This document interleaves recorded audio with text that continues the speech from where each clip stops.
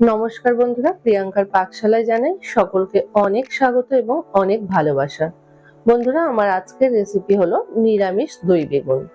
নিরামিষ কিংবা আমিষের দিনে খুব সহজে এবং খুব কম সময়ে এই রান্নাটি করে সকলের মন জয় করে নেওয়া যায়। আর এইভাবে বেগুন রান্না করলে যারা বেগুন খেতে পছন্দ করে না তারাও কিন্তু খেতে চাইবে।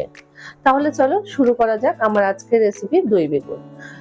রেসিপিটি শুরু করার প্রথমেই এখানে আমি দুটো মাঝারি সাইজের বেগুন নিয়ে নিয়েছি।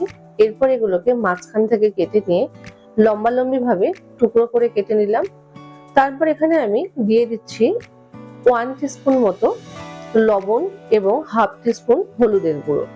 তারপরে খুব ভালো করে একটার সঙ্গে আরেকটা বেগুন এইভাবে ঠিক মাখিয়ে নিতে হবে, যাতে বেগুনের মধ্যে লবণ এবং হলুদ সম পরিমাণে প্রত্যেকটা বেগুনেই যায়। এর ফলে বেগুনের তেলটা কম টানে।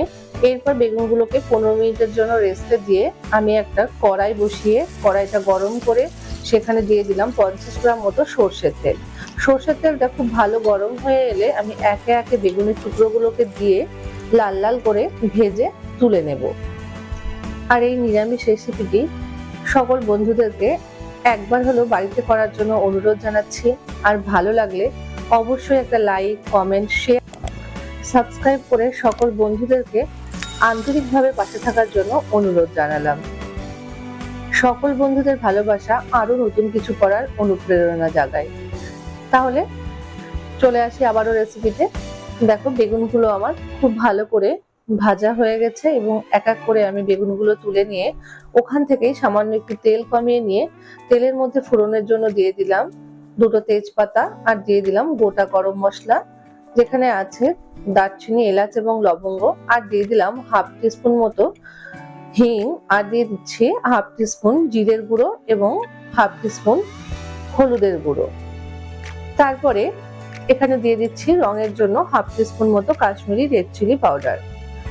এরপর আমি একটা দইয়ের মিশ্রণ তৈরি করে নিচ্ছি, যার জন্য দিয়ে দিলাম আমি এখানে টক দই 100 গ্রাম মতো, আর দিয়ে দিলাম স্বাদ মতো লবণ এবং টকের ব্যালেন্সটা করার জন্য স্বাদ মতো চিনি।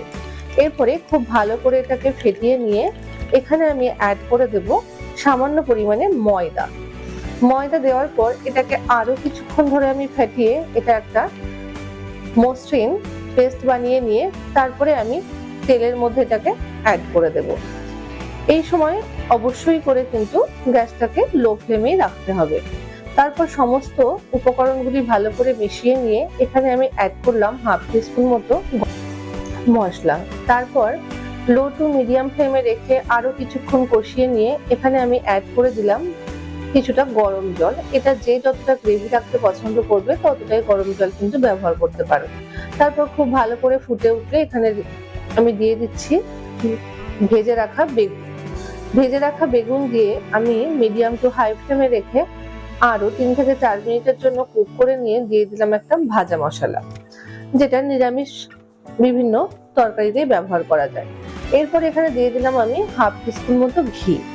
তারপর গ্যাসটাকে মিডিয়াম টু লো ফ্লেমে রেখে এটাকে 2 মিনিটের জন্য কুক হতে দেবো। তার আগে আমি অ্যাড করে দিলাম 4টে চেরা কাঁচা লঙ্কা। এরপর মিডিয়াম টু লো ফ্লেমে রেখে আরো 2 মিনিটের জন্য কুক করে নিলাম এবং পারফেক্ট ভাবে তৈরি হয়ে গেল আমার আজকের এই রেসিপি নিরামিষ দই বেগুন। এই রেসিপিটি সকল বন্ধুদের কাছে অনুরোধ করছি একবার হলেও বাড়িতে ট্রাই করার জন্য। আর রেসিপিটি ভালো লাগলে অবশ্যই একটা লাইক, কমেন্ট, শেয়ার এবং সাবস্ক্রাইব করে সকলকে পাশে থাকার জন্য আরো একবার অনুরোধ জানালাম। আবারও দেখা হচ্ছে নতুন কোনো একটা ভিডিও নিয়ে। আজকের মতো টাটা।